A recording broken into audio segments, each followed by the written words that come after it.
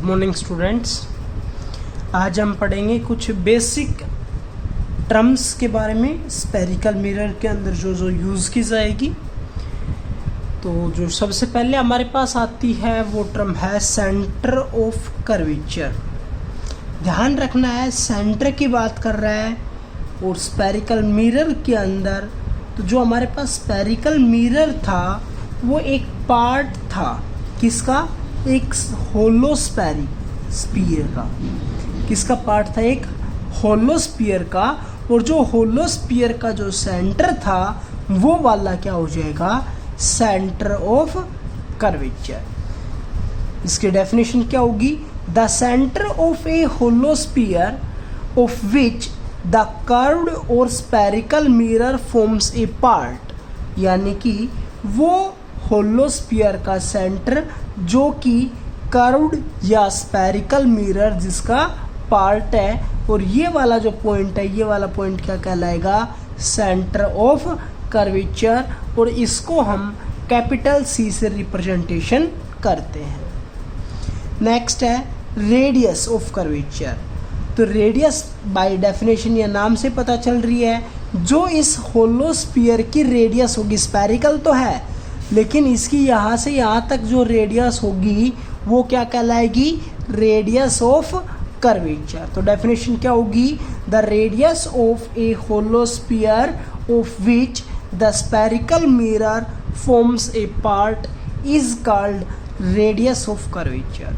और जो हम रेडियस ऑफ कर्वेचर को रिप्रेजेंटेशन करेंगे वो हम कैपिटल आर के साथ डिनोट करेंगे। नेक्स्ट, पोल।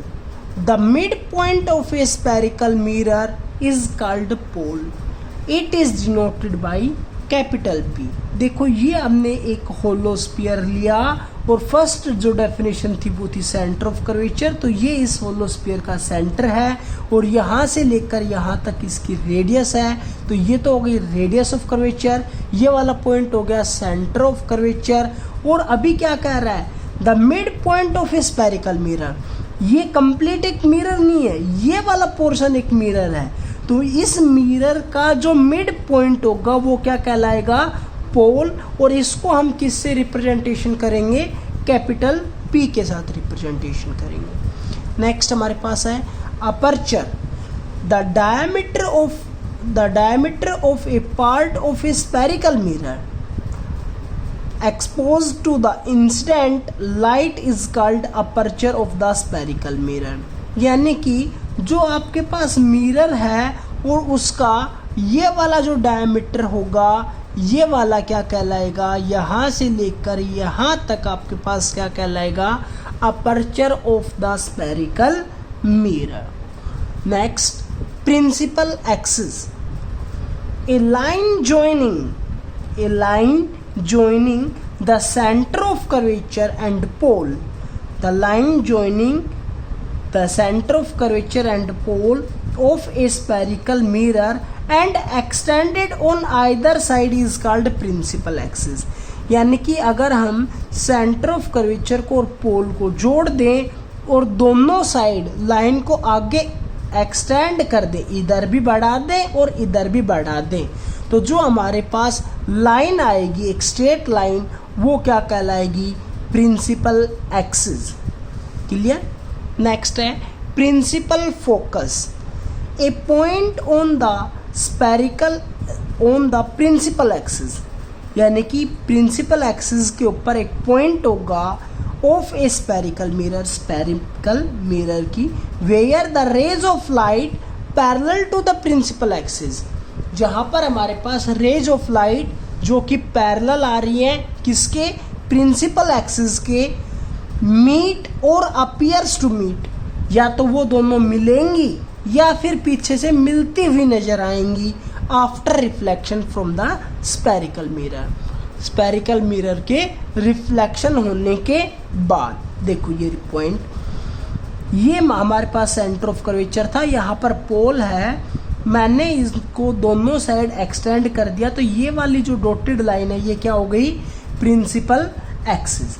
प्रिंसिपल एक्सिस के अलोंग या पैरेलल हमारे पास दो इंसिडेंट रे ली जो आ रही है, देखो ये एरो रिप्रेजेंटेशन क्या कह रहा है कि इधर से रेज ऑफ लाइट आ रही है, तो ये वाली रे ऑफ लाइट कौन सी होगी, इंसिडेंट। इंसिडेंट रे यहाँ पर जाकर स्ट्राइक करती है, फिर जो आपके पास लॉज ऑफ रिफ्लेक्शन है उनके रूल्स को फॉलो करते हुए वो रे ऑफ लाइट इधर बेंट हो जाती है, और जो दूसरी रेज ऑफ लाइट जो इधर से आ रही थी वो इधर बेंट हो जाती है। ये दोनों अगर जिस पॉइंट के ऊपर मिलेंगी वो पॉइंट क्या कहलाएगा, प्रिंसिपल फोकस। ये तो था कॉनकेव के केस के अंदर। कॉन्वेक्स के केस के अंदर हम आगे दोबारा से डिस्कशन करेंगे। Focal plane, a plane normal और perpendicular to the principal axis. A plane normal होगा या फिर परपेंडिकुलर होगा किसके, principal axis, and passing through the principal focus of a spherical mirror. यानी कि यहाँ पर इसका प्रिंसिपल फोकस है, तो यहाँ पर हम एक प्लेन रख लें। एक प्लेन का मतलब जो दो एक्सिस के अलोंग लिया जाए, वो प्लेन रख दें, किसके पैरेलल होना, परपेंडिकुलर होना चाहिए, ये जो प्रिंसिपल एक्सिस थे उसके परपेंडिकुलर। जैसे कि ये प्रिंसिपल एक्सिस है तो इसके परपेंडिकुलर हो गया ये। यहाँ पर इस पॉइंट के ऊपर उसके प्रिंसिपल एक्सिस का फोकस है, इधर ये एक कर्व पार्ट है, तो ये वाला जो प्लेन हो गया, ये वाला जो प्लेन हो गया, ये क्या कौन सा होगा, फोकल प्लेन। और जो लास्ट हमारे पास जो पार्ट है वो है focal length. The distance between the pole and principal axis of a spherical mirror is called focal length and it is denoted by small f। यानी कि जो पोल और प्रिंसिपल फोकस के बीच में सेपरेशन या फिर डिस्टेंस होगी वो डिस्टेंस क्या कहलाएगी, फोकल लेंथ। और फोकल लेंथ को हम किससे रिप्रेजेंटेशन करते हैं, स्मॉल एफ से। तो यहाँ से लेकर यहाँ तक जो आपके पास सेपरेशन हो गई, ये सेपरेशन क्या कहलाएगी, फोकल लेंथ, और इसको हम स्मॉल एफ से रिप्रेजेंट करेंगे। कैपिटल एफ का मतलब है principal focus. Clear, thank you.